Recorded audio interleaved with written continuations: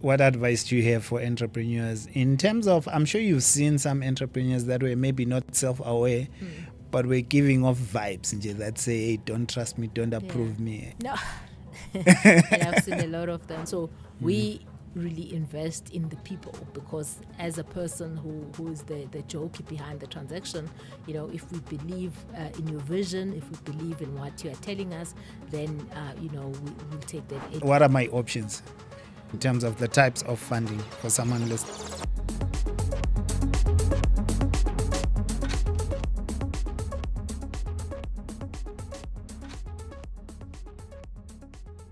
We want to talk about blended finance, we want to talk about catalytic finance, and we want to talk about structuring deals.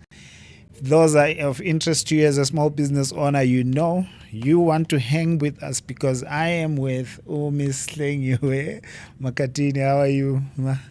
I'm good. Thank you for having me. The Chief Investment Officer, IDF Capital Group. Hey, these titles are heavy. What does that mean? Basically means that I look after the investment decisions that we make at IDF Group. So when people come to look for money, I manage the teams that look at their transactions. And once we've invested, I then look after the people who make sure that you are able to pay us back. I look after the people who support you to make sure that your business grows, identify opportunities to open up our networks. So effectively, I deal with the entrepreneurs. When we say Chief Investment Officer for the group, I heard there's AIF, which is another fund which looks at even outside South Africa. There's IDF. You are managing both. Yes, so IDF Capital is a fund manager of various funds. So it's the Alethea IDF Capital that looks into the rest of Africa. And then there is the new fund that we're currently fundraising for, which we've reached first close, which is the Innovation Fund. And then there's the ESD funds that we manage on behalf of corporates, so like the Gibela Fund, the Good Chemistry Fund. And then we have on-balance sheet funding through our, for example, the Township Fund that we've recently launched. So from equity to debt, I look after all of them.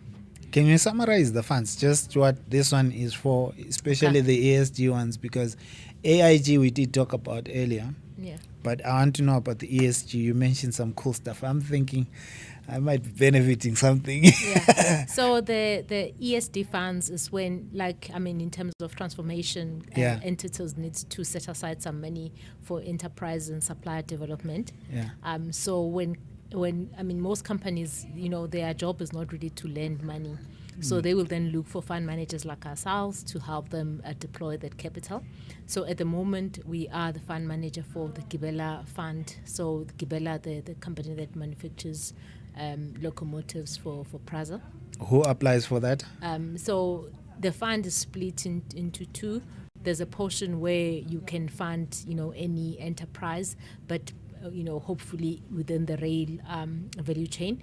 And then there's they a have to be within the rail yes. value chain. Okay. And then there is the portion of the fund that is purely for people who are already suppliers of Gibela or who are aspiring suppliers of Gibela. So there is the enterprise development and the supply development. So that's the first ESD fund we are managing. But I just one little thing that I know my listeners, every listener will ask, do they come with funding, or it's mentorship and business development and helping with being compliant and stuff and getting into the database?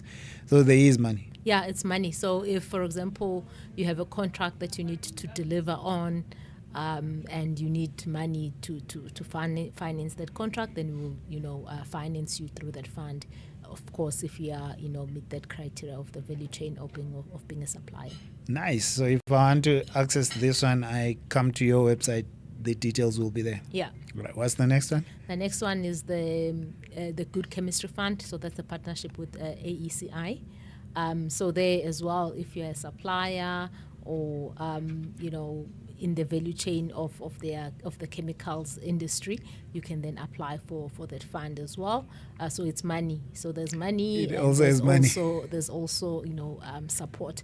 I think across all our funds, we always put in the support, because we understand that entrepreneurship is also about networking, is about exposure. So we always provide support across the spectrum. Okay, that is the second ESD. Yeah. The third and one? then so those are the 2 ESDs we're currently okay. managing. In the past, we used to also manage the Shell Fund, but that one came to an end. And then we have 2 funds called it's equity funds, so they were funded by local DFIs. It's IDF 2 and IDF 1, but those ones we don't invest money in anymore. It's in divestment, so we're just collecting money from the people that we have advanced. So that's also a very important part of the job as a chief investment officer, that you get back the money of the investors and you give it back to them. Or this is in the instance where, as a business owner, I would have come in and gotten loans, not grants. Yeah. So if you got loans, or if we invested equity in your business, because when we talk about some of the topics you want us to engage on, I'll just share examples of why it is important to get the right kind of funding for your business. So at times it could be loans, but at times, depending on the nature and the stage of your business, it could be us subscribing for shares or buying shares into your business. And at the end of the this day, is already getting super interesting for me. What are my options in terms of the types of funding for someone listening? So the number of options. So you can have grants, as you've said. Very difficult to get those because, of course, there's no obligation for you. So there's a lot of impact that you'll have to demonstrate to the people who are giving you grants in terms of them meeting their own objectives. You can then have so in the tiers of risk, you can then have someone subscribing for equity. So if you have a business, or if you have a concept, or if you've got something that you've developed, and you know that, for example, you need 10 million rands to work to get it rolling, if your business is going to take time to start generating revenue. So if you are, for example, in tech, you are developing an app, you're not just going to launch the app and start making money. Yeah. So in that instance, you need what is called patient capital. So money that waits for you to start generating money, But if you, for example, have a PO, someone has given you a purchase order, you need to deliver mics to a business and media. Yeah. You don't need a lot of patient capital, because you buy the mics, you deliver them, and you get money back. In that instance, then you can do it with debt. Or if the nature of your business, maybe you are building a service station. The moment you are done with building it, you start making money. So you need to look at where is your business and what is the revenue profile that your business is going to generate to decide what kind of money you need, so that when you go to funders, you ask for the right kind of money. So when I'm coming to IDF, if I need patient capital, I'm assuming I don't walk here and say I need patient capital. There must be a technical name that I use. Yeah, you'll say, I'm raising equity. This is my business. This is when I'm going to start making money. So if you are raising equity, you need to show people that your business is going to scale. It's going to, grow. And when it grows, there's going to be a lot of money to be made, so that people can then take that risk with your business. So you come through and you say, I'm fundraising. I'm willing. And I can give this number of shares in the business. Yes. Doesn't it become tricky with the valuation part, where my business hasn't really done well, but it's got huge potential? Yeah, for me to know the percentage that's correct to give. Yeah, so there are other instruments that you can also look at that will give you space to actually demonstrate that what you are saying is true. So you could have, you could come for a convertible instrument where, we give you a loan that gets converted into shares when certain things have been achieved. So there's different so we ways define the milestone to say, if my business gets to 10 million revenue, I'll give shares at this much. Yes. But right now I'm not giving shares. Give me the loan to get to that stage first. Yeah. That's brilliant. What's blended finance? So it's combining different types of financing to get an optimal financing structure for your business. So, for example, we as a funder could raise some grants and then raise loans. And then that blended financing helps us to be able to respond to the needs of the clients. So there are clients that we can see that, yes, there's potential here, but if we give you all of the money as a loan, it will kill your business. Or because your business is very high risk, if we give you purely a loan and take your risk profile, it will be too expensive for you. So we find different instruments that we blend together to then give you a solution that works for your business. So it can be a combination of grants and the loan and the equity. Yeah. Oh, okay. Who determines the ratios? Is it the financer, or I can come with a nice business plan and say, I'm willing to, please advance me 2 million grant. I 10 million can be a loan. Yeah, no. It's the financier that determines what is the optimal blending, because they have to look at your numbers, give some haircuts, because of course entrepreneurs are always very optimistic about the what their business are going to do. So we look at the numbers, we do some haircuts, we benchmark, and then we say, okay, sometimes the blending doesn't even include grants. Maybe we'll then say we can take equity, but we can take what is called quasi-equity. So it's an instrument that looks and feels like equity, but is not necessarily equity. What's the difference? So equity is like you are giving last away in shares. line. Yeah, you take shares. And as equity investors, we are last in line in case something happens to the business. So everyone else gets paid ahead of us. Then quasi-equity, things like preference shares, mezzanine loans, convertible instruments, they have qualities of equity because they are patient. So you don't have a monthly obligation or a quarterly obligation. I pay when I make profits. You pay when certain milestones are triggered. Okay. So that's what quasi-equity instruments are. And then of course there's pure loans where generally within a very short space of time you need to start paying. All right. When does it become catalytic capital? It becomes catalytic when it opens up opportunities for you to get more funding into your business. So for example, if your business needs 10 million rands and a debt provider says, I can give you 7 million rands if you can get someone who's willing to put in a subordinated loan. So that 3 million we come up with then opens an opportunity for the 7 million. And of course, it normally happens when your business is very early stage. So someone will say, okay, come back to me when you have achieved these levels of revenues. So they want someone else to take a bit of a higher risk. So the risk capital that you put then becomes a catalyst for bigger funding for your business.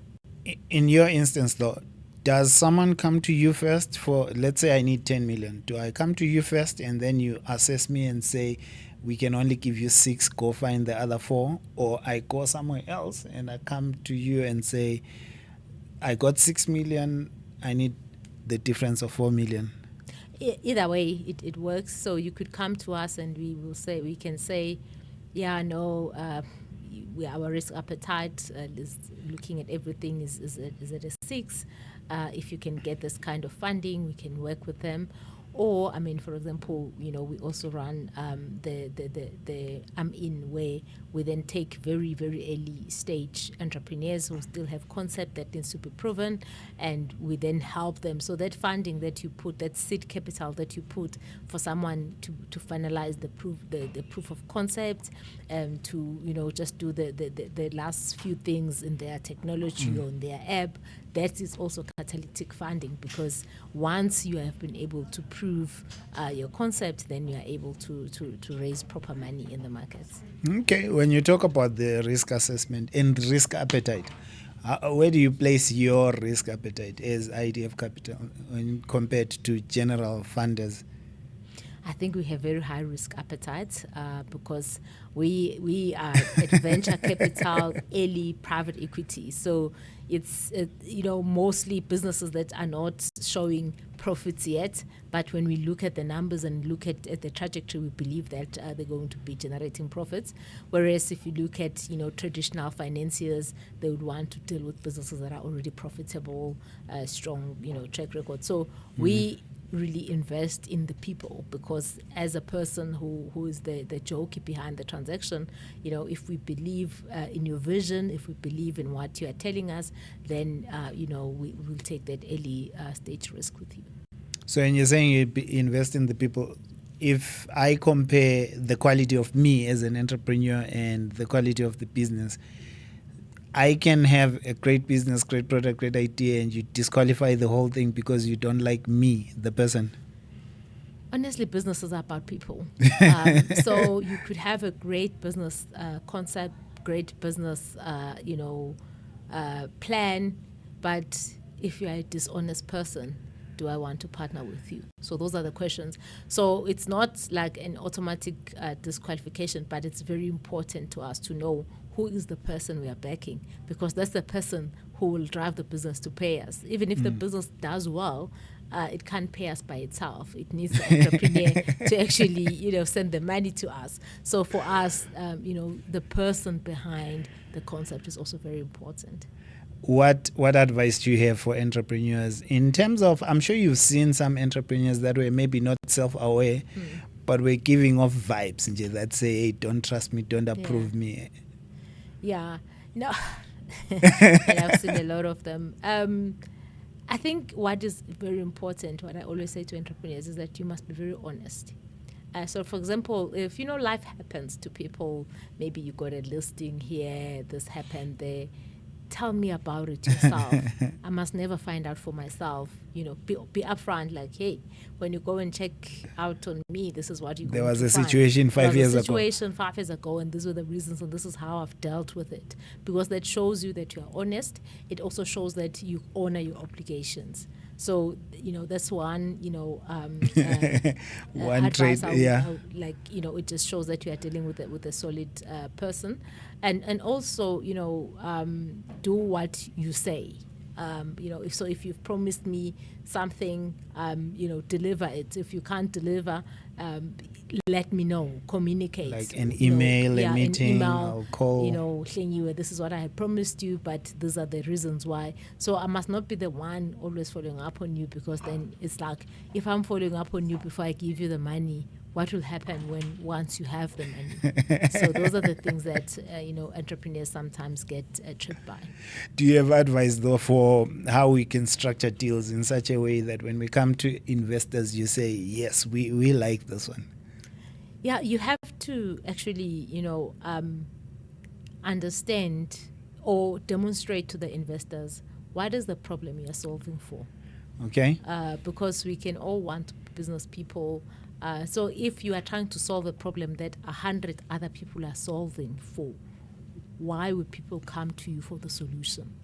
So that's the second thing. So what are you solving for, and why is your solution superior to other people's solution?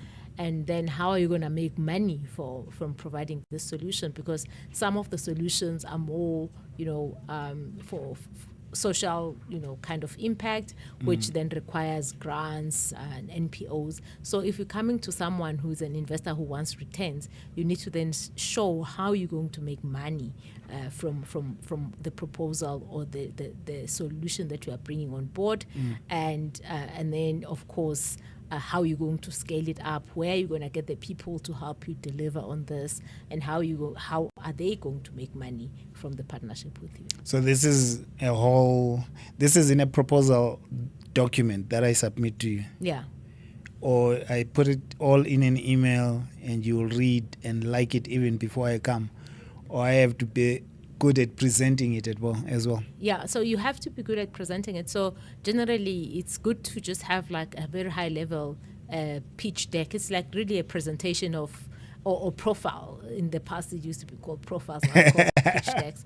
So where you just like tell me about, this is what I'm doing, and if you can't really tell me the solution, that the problem you're solving for in less than 10 slides, then yeah, it's a problem. It needs to be concise, to the point, because imagine how many other entrepreneurs are approaching us.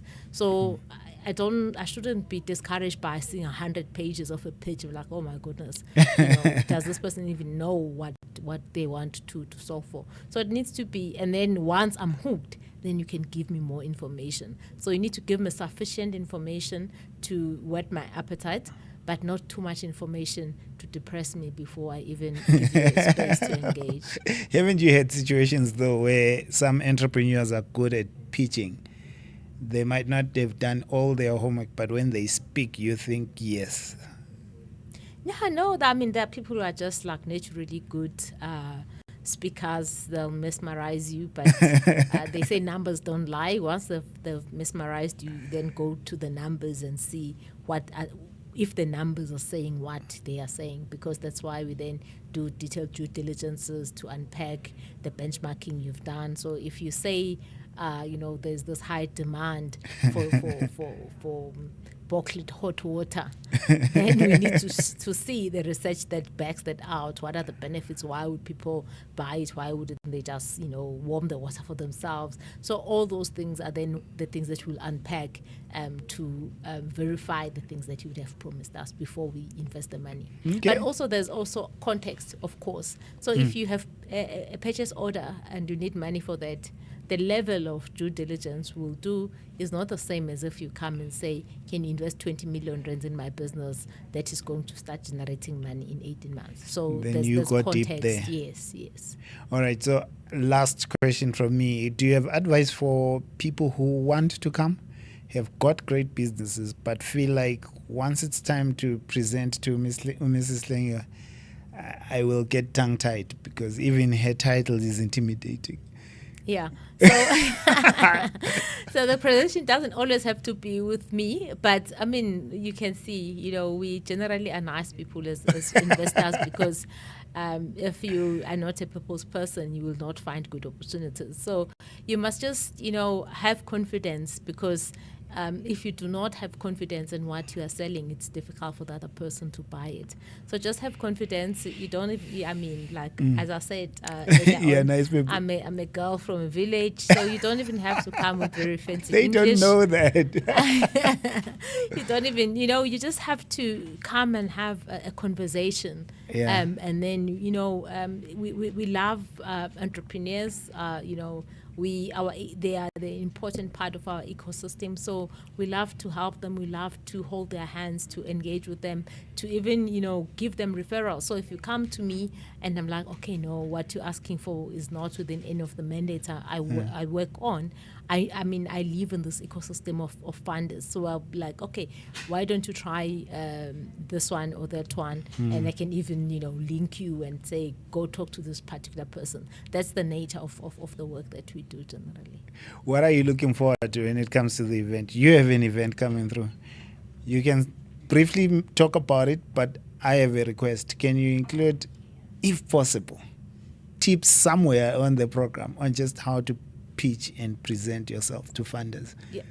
No, I think it's already on the program. Good. So, we're having a Festival of Entrepreneurship on the 31st of July. Very excited, to just bring our community together, the entrepreneurs, the other funders, the investors, because investors also want to see the ultimate beneficiaries of the monies that they put, in custody of people like ourselves. Also, the investors are coming? Yeah, some of our investors will be coming because, they'll be seeing firsthand what we've been doing with their money. So we're looking forward, the entrepreneurs should come. There will be master classes that are going to help them, like how do you prepare yourself for funders? How do you prepare yourself for tenders if you are in that space where you need to prepare bids? And also personal financial management, because I've seen a lot of entrepreneurs being tripped by that. So great businesses, great opportunities, but not being able to manage their own personal finances just trips them up. So we'll have all those master classes. So it's a great event, and we'll be happy to see as many entrepreneurs there as possible. Thank you so much, Hlengiwe. Thank you. If you have questions, please pop them in the comments. I will read them. I will respond to them if they are higher than if they are at CIO level. We'll forward them to Mrs. Slinger and she will answer. But we're going to create other episodes anyway. So pop in questions that you have. Look out for adverts on the event. We'll put IDF website. Is the booking going to be on the website? IDF event details. Yeah, I think they will be there, but there's also a website for the event itself, the Festival of Entrepreneurship. Which all right, so we're gonna pop the link for the event itself. It's the first of many, so you'll do well to just be on the mailing list. Yeah. Entrepreneurs, I look forward to seeing you there. If you see me there, by the way, just say hi. I saw you on that episode. Thank you.